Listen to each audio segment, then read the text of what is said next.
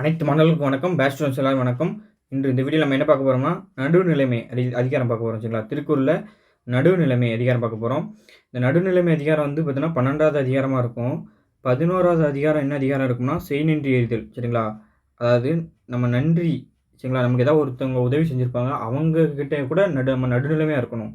அதாவது எப்படின்னா, பகைவராக இருந்தாலும் சரி, நண்பராக இருந்தாலும் சரி, அயலவராக இருந்தாலும் சரி, யாராக இருந்தாலும் 3 பிரிவினர் இடத்துல நம்ம வந்து பார்த்தீங்கன்னா, நம்ம அறத்திலிருந்து மாறாம என்னது சமமாக நிற்கணும். சரிங்களா? ஆ உதவி செய்தவருக்கு இடத்துல கூட அந்த உதவியை நினைத்தபோது அந்த நடுநிலைமையிலிருந்து நிற்பது கடினம். சரிங்களா? அதாவது நமக்கு ஒருத்தன் உதவி செஞ்சிருக்கான். அவன்ட்ட வந்து பார்த்தா நம்ம கரெக்ட்டா பேசுறது நடுநிலைமையா நின்னு பேசணும்னு வச்சுக்கயேன், நடுநிலைமையா செய்யணும்னா கஷ்டம் தான். இருந்தாலும் அவன்ட்ட கூட நம்ம நடுநிலைமையா இருக்கணும். அப்படிங்கிறதுக்காக தான் இது வந்து செய்நின்றி எறிதல். அதுக்கப்புறம் இந்த அதிகாரத்த வச்சிருப்பாங்க. சரிங்களா?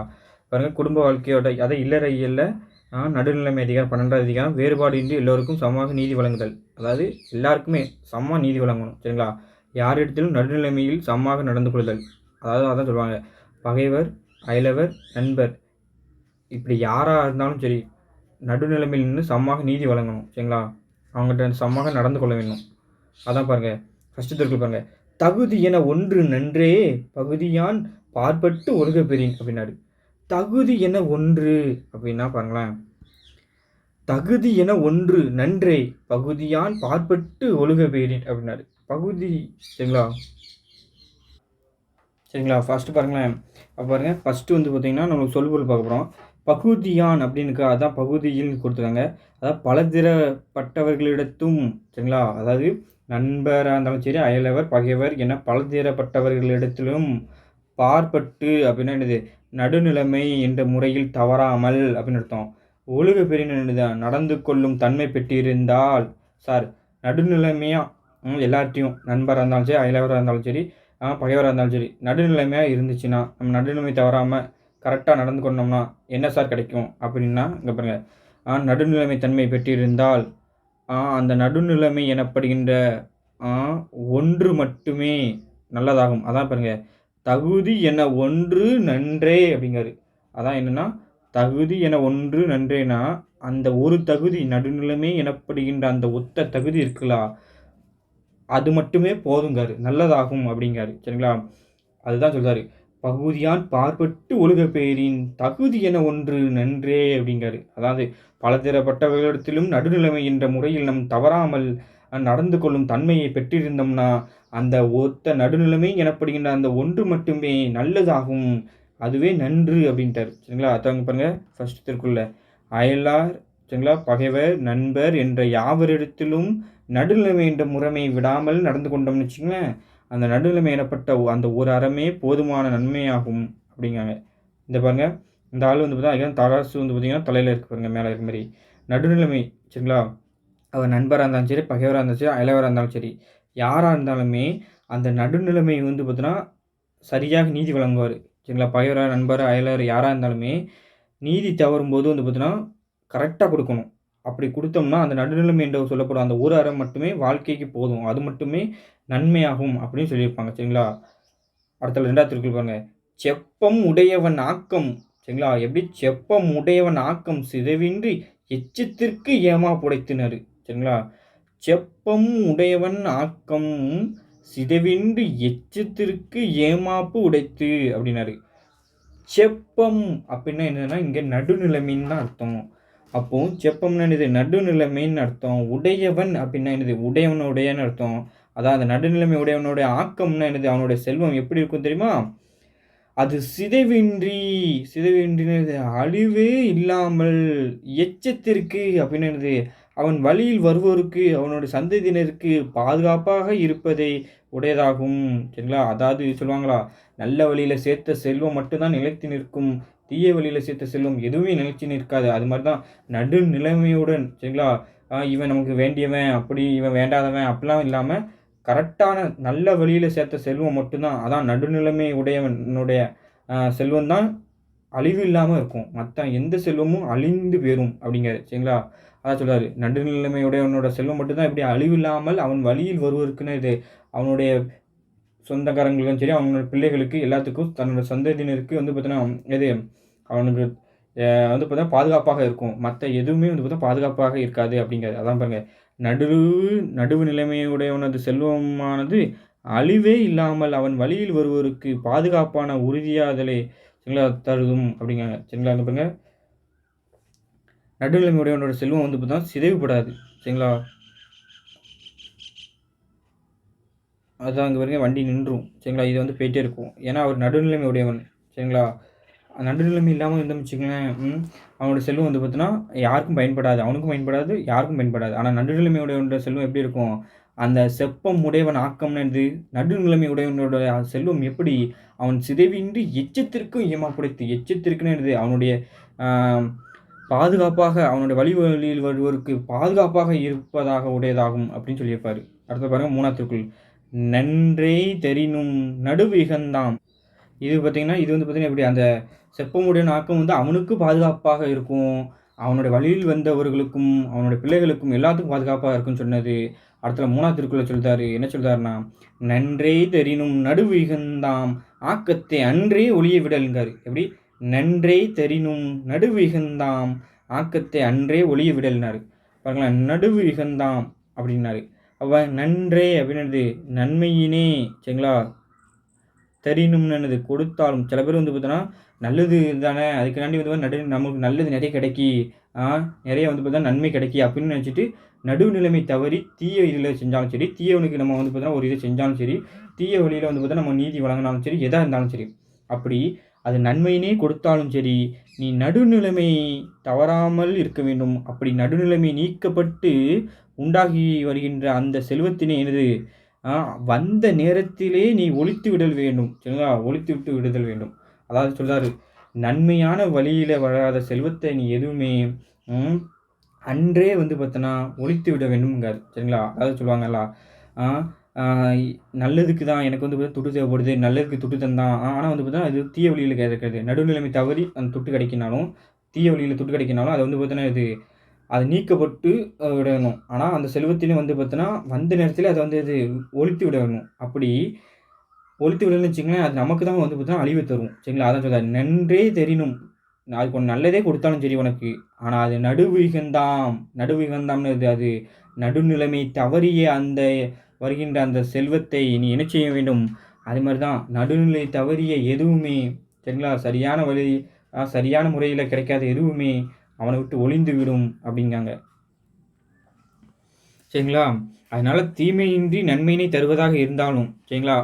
சார் அதனால எனக்கு நன்மை தானே கிடைக்கும், தீமை கிடையாது அப்படின்னு நினைச்சுக்கிட்டு, அந்த அப்படி இருந்தாலுமே அது நடுநிலைமை நீக்கப்பட்டு, சரிங்களா? அப்படி வருகின்ற அந்த செல்வத்தினை இது அப்போதே நீ ஒழித்து விட வேண்டும் அப்படின்னு சொல்லியிருப்பாரு. சரிங்களா? பாருங்க, இவர்கிட்ட ஏதோ லஞ்சம் ஏதோ குடுக்காங்க. நடுநிலைமை இல்லாம வந்து பார்த்தாங்கன்னா, அதுதாங்க பாருங்க இந்த தராசு இவர் வந்து பார்த்தீங்கன்னா, நடுநிலைமை உடையவர். இவர் நடுநிலைமை இல்லாதவர் மாரி, தவறான வழியில வந்து பார்த்தீங்கன்னா, பொருள் குடுக்காரு. இருந்தாலும் இந்த பொருள் வந்து பார்த்தீங்கன்னா, இவருக்கு நன்மையை தந்தாலுமே, இவர் என்ன செஞ்சாரு, நடுநிலைமை தவறிய செல்வம் அன்றே ஒழித்து விட்டாரு பாருங்க. வேண்டான்னு சொல்லிட்டாரு பாருங்க. இது மாரி தான் நீங்களும் வந்து கவர்மெண்ட் ஆஃபீஸர் போனீங்கன்னா, கண்டிப்பா வந்து பார்த்தீங்கன்னா, லஞ்சம் வாங்காம சரியான முறையில வேலை பார்க்கணும். சரிங்களா? அடுத்தது பாருங்க. தக்கார் தகவில்லார் சரிங்களா? தக்கார் தகவிலர் என்பது அவரவர் எச்சத்தால் காணப்படும்னாரு. தக்கார் தகவிலர் என்பது அவரவர் எச்சத்தால் காணப்படும்.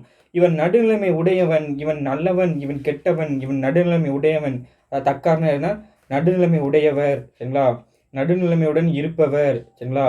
தகவிலர் அப்படின்னா நடுநிலைமை அற்றவர், இவன் நல்லவன், இவன் கெட்டவன் என்பது என்னது? என்னும் உண்மையினை அவரவர்களுக்கு உண்டாகும் எச்சத்தால் காணப்படும்னது அவனுக்கு அவரவருக்கு பின் எஞ்சி நிற்கும் அந்த நன்மை தீமைகளால் தெரிந்து கொள்ளப்படும்.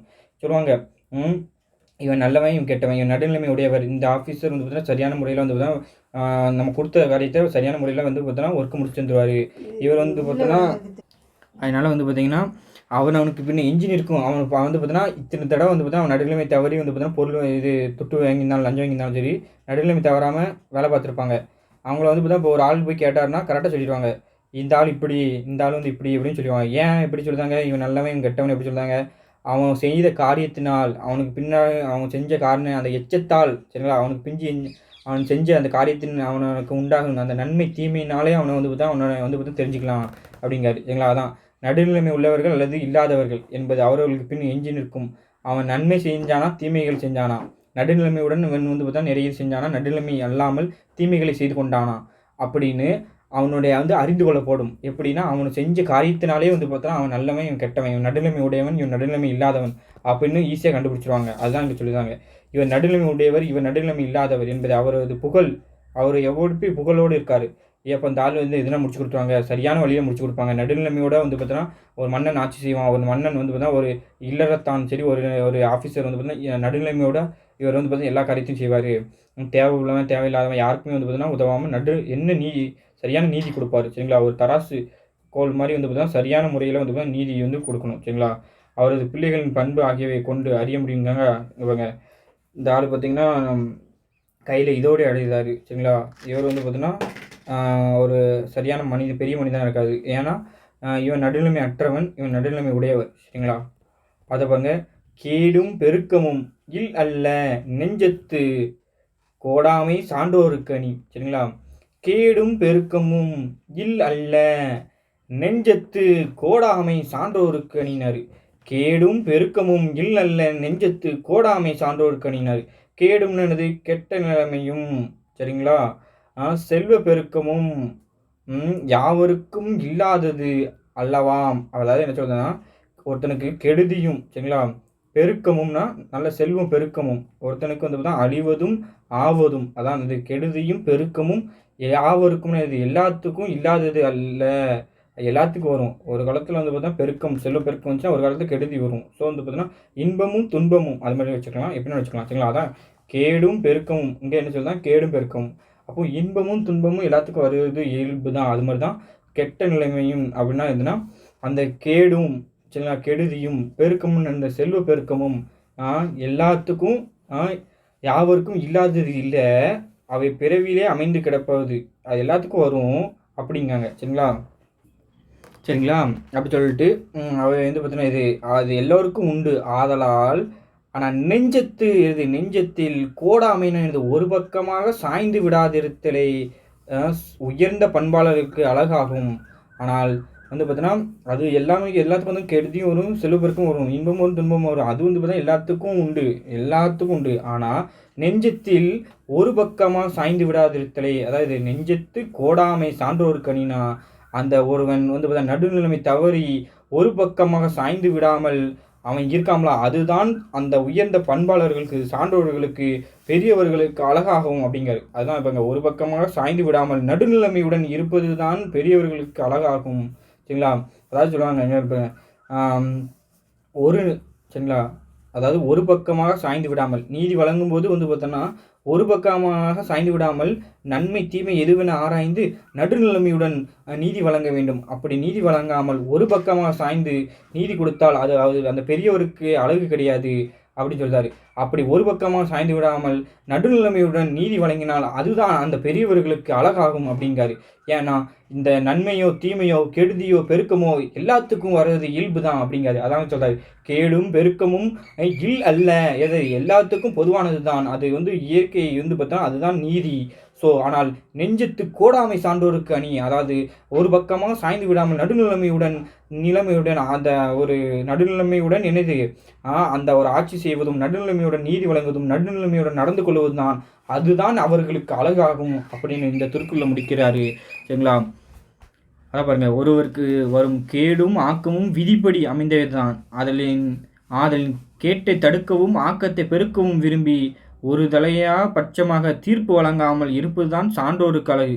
அதனால் வந்து அது விதிப்படி தான். உனக்கு கேடு வருதும் செல்வம் வருதும் உன்னோட எண்ணங்களாலும் உன்னோட விதிப்படி தான் வருது தவிர நீ வந்து பார்த்தனா சரியான முறையிலான நீதி தவறாமல் எப்படி நடுநிலைமையுடன் நீ நீதி கொடுக்க வேண்டும், அதுதான் உனக்கு சான்றோர்களுக்கு அழகு. அதான் இது நெஞ்சத்து கோடாமை சான்றோருக்கு அணியே அதுதான் அப்படின்ட்டு பாரு. சரிங்களா? அடுத்த திருக்குறள் பாருங்க. கெடுவல் யான் என்பது அறிக தன் நெஞ்சம் நடுவு ஒரு ஈ அல்ல செய்யின் அப்படின்னாரு. எப்படி? கெடுவல் யான் என்பது அறிக தன் நெஞ்சம் நடுவு ஒரு ஈ அல்ல செய்யின் அப்படின்னாரு. அப்படின்னு என்ன? தன்னுடைய சரிங்களா நெஞ்சமானது எப்படி நடுவு அப்படின்னு என்னது நடுநிலைமையில இருந்து விலகி, ஒரியினா என்னது விலகி, அல்லனது அல்லாதவைகளை செய்ய எண்ணினால், அதாவது உன்னுடைய நெஞ்சமே வந்து பார்த்தனா நீ சரியான முறையில உனக்கே தெரியும். இது வந்து பார்த்தீங்கன்னா, இந்த ஆள்ட்ட நம்ம வந்து பார்த்தீங்கன்னா, பொய் சொல்லி செய்தோம். இந்த ஆளுக்கு வந்து பார்த்தீங்கன்னா, தவறான நீதி குடுக்குறோம். இவன் வந்து நமக்கு தெரிஞ்சவனால நம்ம இவன வந்து மன்னிச்சு விட்டுருதோம். இந்த ஆள வந்து பார்த்தீங்கன்னா தெரியாதவன்னு நெனச்சு இவனுக்கு நீதி குடுத்து, இவன வந்து பார்த்தீங்கன்னா, நீ தான் செஞ்ச அப்படின்னு இந்த குற்றத்த அவன் மேல சுமத்திரலாம். அப்படின்னு உன் நெஞ்சமே உனக்கு சொல்லும். அப்படி உன்னுடைய நெஞ்சம், தன்னுடைய நெஞ்சமானது நடுநிலைமையில் உன்னுடைய நெஞ்சமே சொல்லும். நீ செஞ்சது சரி, நீ செய்யறது தவறு அப்படின்னு. ஆனா தன்னுடைய நெஞ்சமானதே நடுநிலைமையில் இருந்து நீ தவறான முறையில் நீ அல்லாதவை நடுநிலைமையிலிருந்து தவறி விலகி நீ அது அல்லாதவைகளை நீ செய்ய எண்ணினேன்னு வச்சுக்கவேன், உனக்கு யான் கெடுவல் அப்படின்னு என்னதுன்னா, யான் கெட்டு விடுவேன் என்பதை அறிக, என்பதை தெரிந்து கொள்வானாக அப்படின்னு நினைச்சணும். ஓகேங்களா? உனக்கே தெரியும். எப்படி நடுநிலைமையில் தவறி தன்னுடைய நெஞ்சமே உன்னோட நெஞ்சமே சொல்லும். நீ சரியான இல்லாம நீ வந்து தவறா நீ கொடுக்க அப்படின்னு உன்னை வந்து பார்த்தா நடுநிலைமையிலேருந்து விலகி நீ வந்து தவறானதை வந்து பார்த்தனா நீ செய்ய என்னன்னா நீ என்ன சொல்லும், உன்னோட நெஞ்சம் சொல்லும், யான் கெட்டு விடுவேன் என்பதை தெரிந்து கொள்வாயாக அப்படின்னு சொல்லும். நான் அந்த உன் நெஞ்சமே சொல்லும், ஒரு நெஞ்சமே சொல்லும். நடுநிலைமையிலிருந்து நீங்கி ஒன்றினை செய்ய நினைக்குமானால் கூட நீ அந்த நினைப்பே நீ நினைக்கிற அந்த நினைப்பே என்ன செய்யுமா, யான் கெட்டு விடுவேன், நீ இப்படி நீதி தவறாக கொடுத்தானே நீனே கெட்டு போயிடுவடா அப்படின்னு வந்து பார்த்தா உனக்கு முன்னறிவிப்பாக அறிதல் வேண்டும். அது அப்படின்னு அப்போ நீ நினைச்சாலே வந்து பார்த்தா நீ கெட்டு விடுவேன்னு சொல்லுது. அப்போ நீ செஞ்சனா கண்டிப்பாக கெட்டு விடுவ. அதுதான் அங்கே முக்கியம். சரிங்களா? அதான் பாருங்க, தன் நெஞ்சம் நடுநிலைமையில் இருந்து விலகி தவறு செய்ய நினைக்குமானால் தீய விளைவுகள் என்னை வந்து சேரும் என அவனது உள்மனம் நினைக்கட்டும் அப்படின்னா பாருங்க, இந்த ஆள் பார்த்தா நடுநிலைமையிலிருந்து தவறி நீதி வழங்கணும்னு நினைச்சாலே உன்னைய ஏதாவது ஒரு வழியிலிருந்து உனக்கு கேடு வந்தே தீரும் அப்படிங்கிறத அந்த பாம்பை கொடுத்து உங்களுக்கு கொடுத்துருக்காங்க ஒரு உதாரணம். சரிங்களா? அடுத்த திருக்குறள் பாருங்க, கெடுவாக வையாது உலகம் நடுவாக நன்றிக்கண் தங்கியான் தாழ்வு அப்படிங்காரு. கெடுவாக வையாது உலகம் நடுவாக நன்றிக்கண் தங்கியான் தாழ்வு அப்படிங்காரு.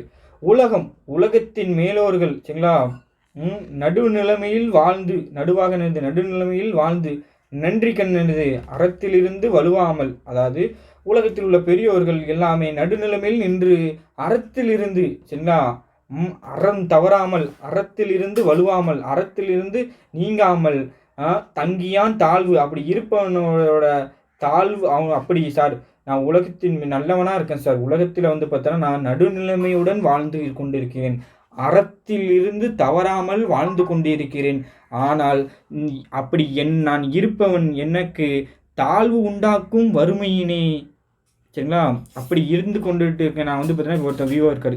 இவர் வந்து பார்த்தீங்கன்னா எப்படி நடுநிலைமையுடனும் அறத்திலிருந்து தவறாமலும் சரியான முறையில் தனது பதவியின் வழியாக ஒரு வந்து பார்த்தீங்கன்னா லஞ்சம் வாங்காமல் அந்த வருகின்ற அந்த பெரியோர்களுக்கு சரியான முறையில் இருந்துச்சுன்னா சரியான நீதி நெறிப்படி சரியாக வந்து பார்த்தீங்கன்னா எல்லா ப்ராசஸும் செஞ்சு கொடுத்து வாழ்ந்து கொண்டு இருக்கிறார். ஆனால் அப்படி இருப்பவனோட அவனுக்கு தாழ்வு உண்டாக்கும் வறுமையினை சரிங்களா அவனுக்கு அப்படி ஒரு வறுமை வருதுன்னா அது தீமையான வறுமை என்பதாக வைத்து கருத மாட்டார்கள். யார்னா அந்த உலகத்தின் பெரியோர்கள், சான்றோர்கள், ஆன்றோர்கள் அந்த நடுநிலைமையிலிருந்தும் அறத்தில் இருந்தும் தவறாமல் தனது ஒரு செயலை செய்து கொண்டு இருப்பவனுக்கு அவனுக்கு வறுமையே உண்டானாலும் அவன் தாழ்வு உண்டாக்கும் வறுமை அவனிடம் இருந்தாலும் அது அவன் தீமையான வறுமை என்பதாக அவர்கள் வைத்து கருத மாட்டார்கள் அப்படின்னு சொன்னது தான் இந்த திருக்குறள்.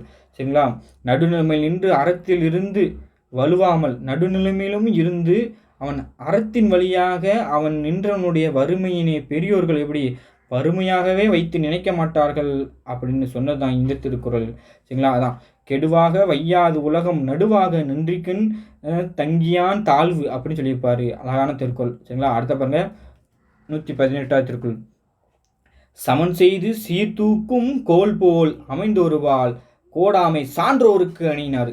சமன் இது பாருங்க சமமாக சரிங்களா செய்தினது இருந்து சீர்தூக்கும்னது அளவினை காட்டுவதாகிய, அதாவது சமமாக இருந்து அந்த அளவினை காட்டுவதாகிய அந்த துளக்கோல் போல் நன்கு அமைந்திருந்து சரிங்களா ஒரு பக்கமாக ஒரு பக்கமாக கோடாமைனது கோணுதல் செய்யாதிருப்பது பெருந்தகையாளர்களுக்கு அழகு.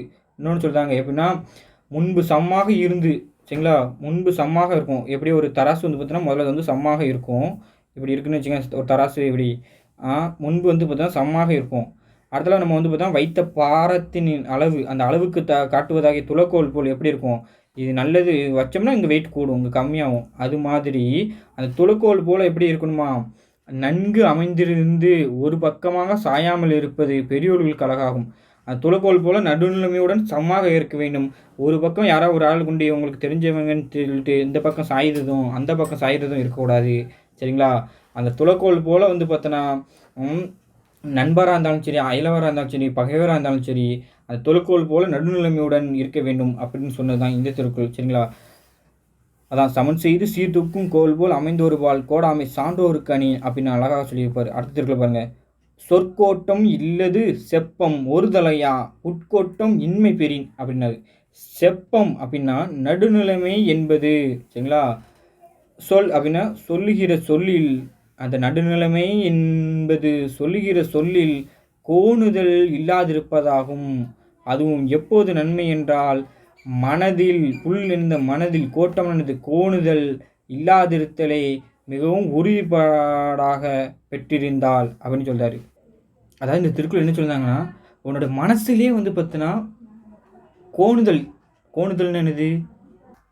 இந்த திருக்குறள் என்ன சொல்லுதுன்னா, நீங்க உங்களுடைய மனசிலே கோணுதல் இல்லாமல் இருப்பது. உங்க மனசுலயே வந்து பார்த்தீங்கன்னா, இந்த தீய எண்ணங்களா இருந்தாலும் சரி, நல்ல எண்ணங்கள் இல்லாமல் அந்த கோணுதல்னா என்னதுன்னா, இவன வந்து பார்த்தீன்னா, எப்படி அந்த தராசு கோல் போல மனசுலே சுத்தம் இல்ல. அப்ப எப்படி நீ நடுநிலைமை உடையவனா இருப்ப? அதுதான் இங்க கேக்கு. சரிங்களா? அதான்.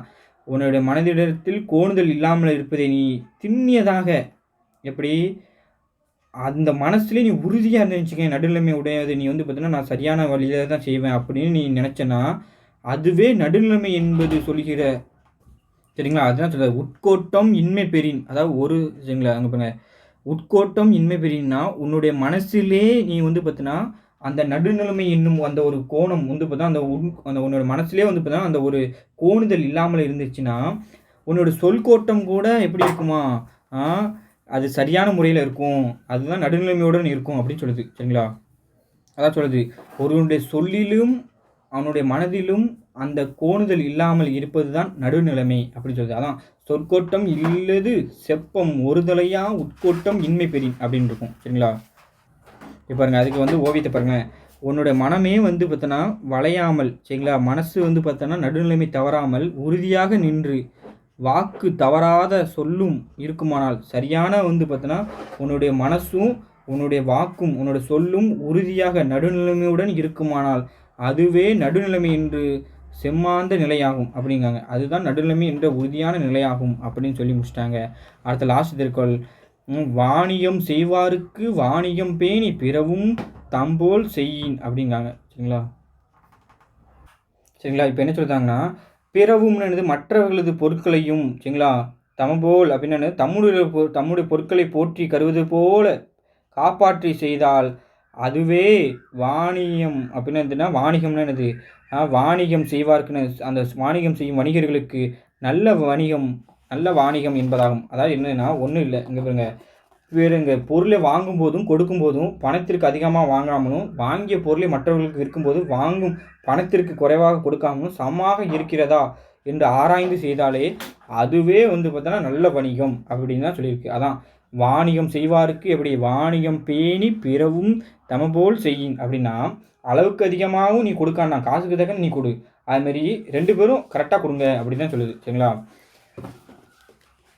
கடைசி திருக்குறள் அதான் சொல்லுது. என்னது? மற்றவர்கள் பொருளையும் தமது பொருள் போல பாதுகாத்து அந்த வாணிகம் செய்யும் அந்த வியாபாரம் செய்தால் அது வாணிகம் செய்பவருக்கு அதுவே நல்ல வாணிகம் அப்படின்னு சொல்லி முடிக்கிறது கடைசி திருக்குறள்.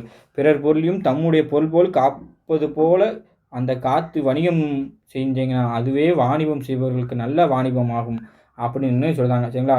இப்போ இவர் பழத்தை மட்டும் வந்து பார்த்தீங்கன்னா 5 ரூபாய்க்கு விற்கணும்னு நினச்சிக்கிட்டு இவங்களோட பழத்தை வந்து நீ இல்லை நீ 2 ரூபாய்க்கு தான் நீ தரணும் அப்படின்னு சொன்னார்னு வச்சுக்கோங்களேன். இல்லை நீ 1 ரூபாய்க்கு தான் தரணும் அப்படி சொன்னார்னா அது சரியான இது கிடையாது. பிறர் பொருளையும் தம் பொருள் போல் வணிகம் செய்யணும். சரியான முறையில் வாங்கும்போதும் கொடுக்கும் பணத்திற்கு அதிகமாக வாங்காமலும், வாங்கிய பொருளை மற்றவருக்கு விற்கும்போதும் வாங்கும் பணத்திற்கு குறைவாக கொடுக்காமலும் இருந்தாலே அதுவே சரியான வணிகம் அப்படின்னு சொல்லிட்டு, ஒரு நீதிபதியா இருந்தாலும் வணிகர் என்ற இருவருக்கும் மட்டும் சிறப்பாக கூறப்பட்டதுக்கு காரணம் என்னென்றால், அது நீதிபதிகளுக்கும், வணிகர்களுக்கும் மற்றவர்களை முக்கியமாக இந்த நடுநிலைமை தேவைப்படுவதால் தான். ஏன்னா, ஒரு வணிகர்களுக்கும் நீதிபதியான அந்த நடுநிலைமை பார்த்தீங்கன்னா, நீதி வழங்குறவங்களுக்கு கண்டிப்பா தேவைப்படுதுனால, இந்த திருக்குறள் 2மே அதிகமா பேசியிருக்கும். லாஸ்ட் திருக்குறள் வணிகர பத்தி பேசி முடிச்சிருக்கு. அடுத்த வீடியோல சந்திக்கலாம். ஆச்சுங்களா? நம்ம நடுநிலைமை வீடியோ முடிஞ்சது இதோடயே. அடுத்த வீடியோல சந்திக்கலாம். நன்றி, வணக்கம். தேங்க் யூப்பா.